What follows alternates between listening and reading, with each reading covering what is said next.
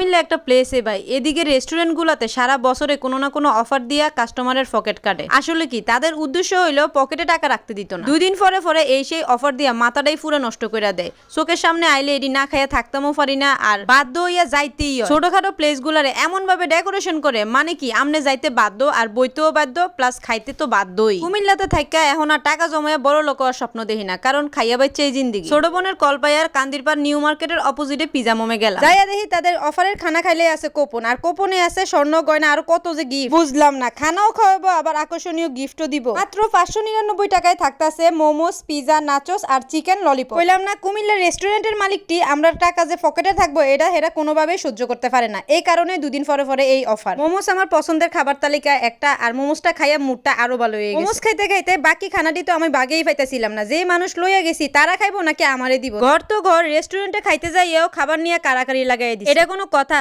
খানা আলহামদুলিল্লাহ ভালো ছিল, আর খানা খাওয়ার পর আমাদের এই অবস্থা।